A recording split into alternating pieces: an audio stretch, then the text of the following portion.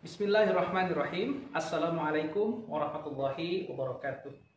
Innal hamdalillah nahmaduhu wa nasta'inuhu wa nastaghfiruh wa na'udzu billahi min shururi anfusina wa min sayyiati a'malina may yahdihillahu fala mudhillalah wa may yudlil fala hadiyalah. Asyhadu an la ilaha illallah wa asyhadu anna Muhammadan abduhu wa rasuluhu la nabiyya ba'dah. Alhamdulillah, teman-teman sekalian, selamat datang kembali bersama saya Fahmi Maulana. Insyaallah pada kesempatan kali ini kita akan melanjutkan materi kita seputar pendidikan agama Islam dan budi pekerti, yang pada bab ini insyaallah akan dibahas materi dengan judul tema Selamat datang kekasihku Muhammad Sallallahu Alaihi Wasallam, di mana pada bab ini kita akan mempelajari banyak hal dari mulai Arab pra-Islam, kelahiran Nabi, prosesi Nabi diangkat menjadi Rasul, sampai kepada proses dakwah, dan terakhir sampai kepada bagaimana Islam menjadi agama yang sempurna. Teman-teman sekalian, perlu kita ketahui pertama bahwa dalam bab ini kita akan memulai atau mengulang kembali sejarah di masa lalu, di mana 1400 tahun yang lalu, bahkan lebih daripada itu, kita akan mengecek kembali sejarah panjang agama Islam yang hari ini kita kenal. Dan uniknya pada bab ini kita akan banyak mempelajari atau meneladani sifat-sifat daripada Rasul, bagaimana prosesi ketika Rasul lahir, ketika Rasul diangkat menjadi Nabi, dan seterusnya. Insya Allah stay tune, ikuti terus sampai akhir. Baik, pada bab ini pertama kita akan memulai materi kita dengan masyarakat Arab pra-Islam, di mana pada materi ini kita akan membahas bagaimana kondisi masyarakat Arab atau kondisi bangsa Arab sebelum Rasulullah Shallallahu Alaihi Wasallam lahir. Jadi artinya masih suasananya dalam keadaan tidak adanya Rasul dalam generasi tersebut, sehingga pada bab ini, pada materi kali ini, yang akan dibahas adalah tentang bagaimana sih kondisi yang ada sebelum adanya Nabi Muhammad lahir ke dunia. Nah, baik, pada materi masyarakat Arab pra-Islam, Arab pra-Islam artinya sebelum adanya Islam masuk ke Jazirah Arab. Berawal dari latar belakang lahirnya Nabi Muhammad SAW, itu semata-mata bukan hanya lahir sebagai seorang biasa, melainkan beliau lahir sebagai seorang yang akan merubah tatanan kehidupan sebagai agent of change, agent of control, dan agent of sosial dalam lingkup masyarakat Jazirah Arab. Nabi Muhammad SAW itu lahir semata-mata dilatar belakangi untuk memperbaiki tatanan kehidupan masyarakat Arab. Jadi salah satu tujuan dilahirkannya Nabi Muhammad SAW adalah tadi memperbaiki tatanan kehidupan masyarakat Arab. Nah, pada masyarakat Arab pra-Islam ini, masyarakat Arab itu sudah sangat jauh dari yang namanya agama, bahkan tauhid. Jadi artinya warisan agama pada nabi-nabi terdahulu sebelum Nabi Muhammad SAW lahir itu sudah semakin terkikis oleh budaya-budaya yang ada pada masyarakat Arab. Pertama, agama dan tauhid merupakan sesuatu hal yang akan disampaikan oleh Nabi Muhammad.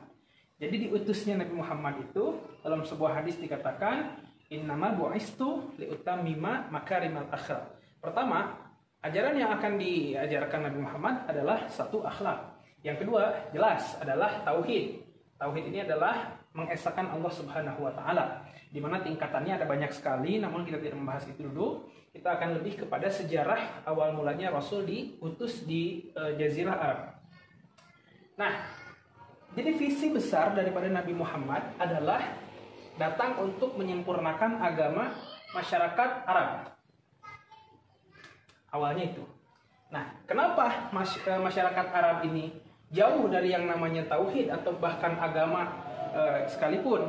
Nah, ternyata dalam sebuah ringkasan cerita dalam buku-buku yang ada di Sirah Nabawiyah khususnya, itu dijelaskan bahwa agama bangsa Arab jahiliyah pra-Islam adalah agamanya adalah wasani.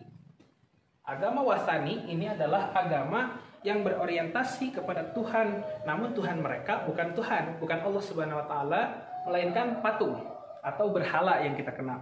Nah, Wasani ini adalah agama yang menjelaskan atau memuliakan patung sebagai Tuhan, yang konon katanya patung tersebut adalah sebuah simbol kepercayaan yang mereka yakini sebagai Tuhan yang bisa memberikan karunia berupa kesehatan, rizki, dan lain sebagainya. Nah, Wasani inilah agama yang populer di masyarakat Arab pra-Islam. Dalam agama Wasani ini ada sekurang-kurangnya itu lebih daripada 300 jenis berhala. Yang mana berhala itu ada di Mekah, tempat suci yang pertama kali didirikan pada saat Nabi Adam turun ke bumi dan disempurnakan di fase Nabi Ibrahim alaihissalam. Di Ka'bah ini banyak berhala-berhala di dalamnya. Kurang lebih tadi jumlahnya ternyata ada lebih daripada 300 berhala. Dan yang terkenal mungkin teman-teman juga banyak mengetahui hal itu. Berhala yang terkenal antara lain ada Ma'abi, kemudian ada Hubal, kemudian ada Khuza'ah, ada Lata dan Uzza. Dan ini adalah berhala-berhala yang konon paling terkenal. Jadi Tuhannya di antara para Tuhan. Jadi patung yang paling terkenal dan konon diyakini adalah patung yang mereka anggap sebagai Tuhan, begitu. Nah, agama Wasani ini adalah agama kepercayaan masyarakat Arab yang tadi orientasinya adalah menyembah patung, gitu ya. Sehingga masyarakat Arab pra-Islam ini sudah sangat jauh daripada Islam. Dari agamanya Nabi Ibrahim, agama Tauhid, mulai terkikis oleh budaya. Awalnya itu konon dipercayai sebagai simbol daripada orang soleh yang meninggal pada masa tersebut gitu. Nah, jadi di masa itu banyak orang-orang soleh yang mereka percayai sebagai orang yang bisa mengarahkan mereka kepada agama. Nah, ketika orang soleh itu meninggal, maka dibuatlah sebuah patung sebagai simbol untuk mengidentikan atau meminta sesuatu kepadanya. Sehingga agama itu terus dari leluhurnya turun lagi ke cucunya, ke anaknya, dan seterusnya, sampai dipercayalah ternyata agama mereka adalah Samawi. Jadi itu kisah awal cerita adanya agama Wasani, konon seperti itu. Nah, selain menyembah atau menganut agama Wasani, bangsa Arab pra-Islam ini juga mempercayai adanya kahin. Kahin itu adalah sebuah kepercayaan atau sebuah rasa percaya kepada yang dinamakan orang pintar. Kahin itu dalam tradisi Arab disebut sebagai penyihir atau orang yang mungkin kalau di Islam bisa disebut ustadz, mungkin ya setara seperti itu, tapi bukan ustadz ya. Tapi setara dengan ustadz, jadi orang yang bisa dimintai pendapat. Jadi ketika bangsa Arab bermimpi misalkan atau ingin punya anak dan mereka ingin memberikan nama, maka mereka berkonsultasi kepada kahin sebagai seorang yang dinyatakan mampu dan pintar dalam hal agama tertentu, misalkan begitu. Nah, jadi inilah kepercayaan bangsa Arab pra-Islam. Sangat jauh dari yang namanya kemuliaan, sehingga karena sudah sangat jauh daripada tauhid, Rasulullah SAW ternyata salah satunya diutus karena untuk membenarkan hal-hal tersebut, ya, supaya kembali lagi kepada jalur Islam sesuai dengan agama yang diridhoi Allah. Nah, setelah kita ketahui sejarah awal mula Arab pra-Islam, maka diutuslah Nabi Muhammad SAW datang ke Jazirah Arab. Salah satu tujuannya tadi adalah untuk menyempurnakan dan mengembalikan kembali ajaran agama Islam yang sesuai dan diridhoi oleh Allah Subhanahu wa taala. Nah, kita mulai dari Bani Hashim terlebih dahulu. Teman-teman sekalian, perlu diketahui bahwa Bani Hashim ini merupakan salah satu marga dari jadi masyarakat Arab itu bersuku-suku, sama seperti halnya kita, suku Batak, Medan, Maluku, Sunda, Jawa, dan lain-lain. Nah, ini termasuk sebuah bani, di mana bani ini adalah keluarga besar kalau kita menyebutnya begitulah ya. Cuman jangkauannya lebih luas. Nah, Bani Hashim ini adalah awal mula datangnya keturunan Nabi SAW. Nah, dari Bani Hashim inilah Nabi Muhammad SAW lahir. Nabi Muhammad lahir dari ibu yang bernama Aminah dan ayahnya bernama Abdullah bin Abdul Muthalib.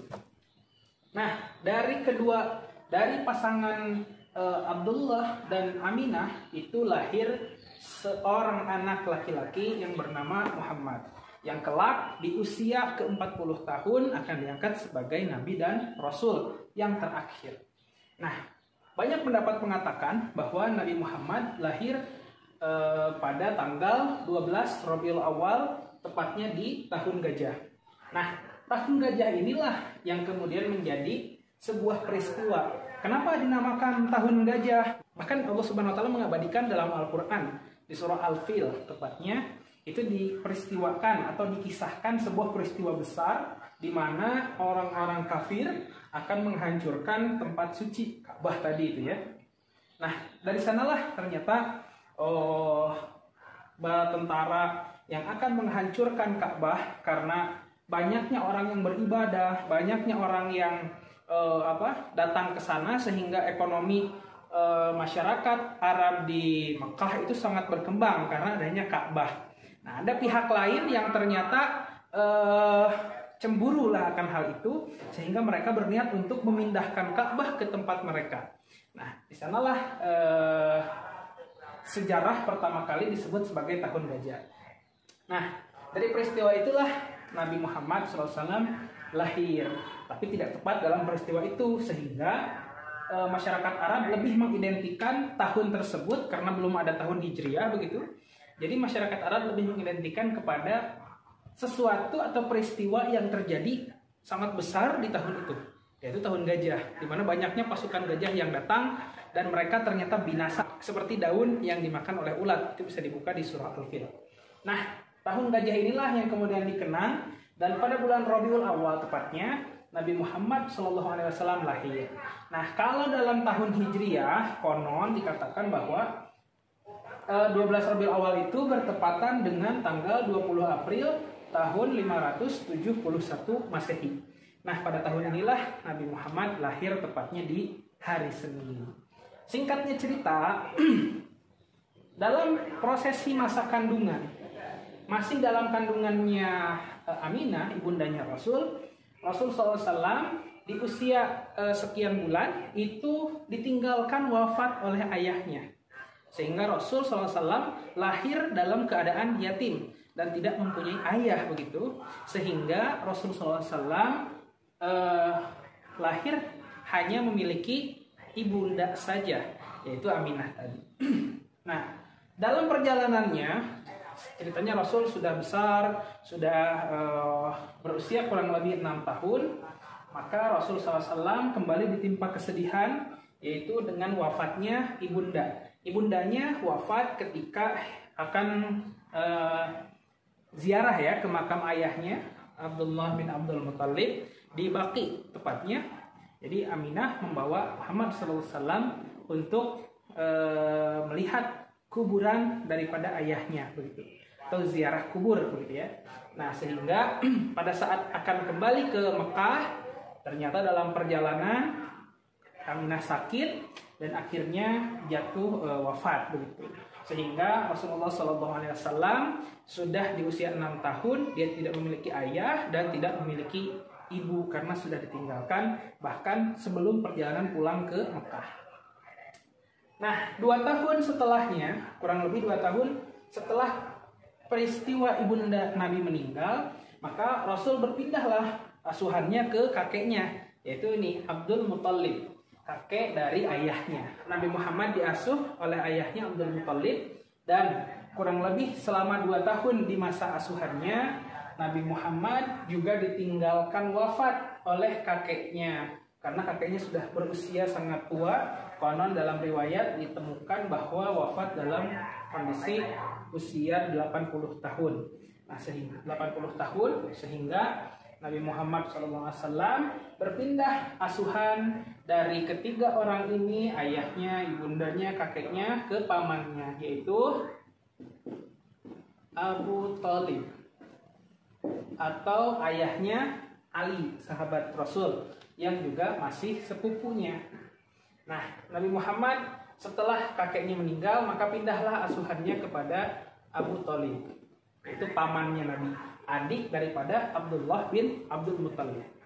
Nah, dari sinilah dengan kejadian urutan seperti ini, Di usia di kandungan dia meninggal, ayahnya ditinggalkan ayahnya. Kemudian di usia 6 tahun ibundanya wafat, dan di usia kurang lebih 8 tahun kakeknya juga yang sangat menyayanginya wafat. Maka tahun inilah disebut dengan Amul Huzni atau tahun kesedihan, di mana Rasul berturut-turut ditinggalkan oleh orang-orang yang menyayanginya dan orang-orang yang ia sayangi. Tapi banyak nanti kisah atau ibrah atau pelajaran yang bisa didapat oleh kita sekalian, yang bisa diteladani kenapa Rasul SAW ditinggalkan ibundanya, ayahnya, dan seterusnya. Nah, dari sinilah kemudian di peristiwa Amul Huzni ini atau tahun kesedihan, dan akhirnya Nabi Muhammad diasuh oleh pamannya yang bernama Abu Thalib. Nah, sehingga pada saat itu Nabi Muhammad banyak diajak ikut berdagang, kemudian dan lain-lain, dan seterusnya sampai pada dia diangkat menjadi seorang Nabi dan Rasul Allah. Baik, itu saja mungkin untuk pertemuan hari ini. Kurang lebihnya mohon dimaafkan. Semoga materi yang disampaikan kali ini bermanfaat dan tentunya menambah wawasan kita tentang kisah Nabi Muhammad yang menjadi teladan umat Islam secara keseluruhan. Oleh karenanya saya ucapkan terima kasih. Nasrun minallah wa fathun qarib. Wassalamualaikum warahmatullahi wabarakatuh.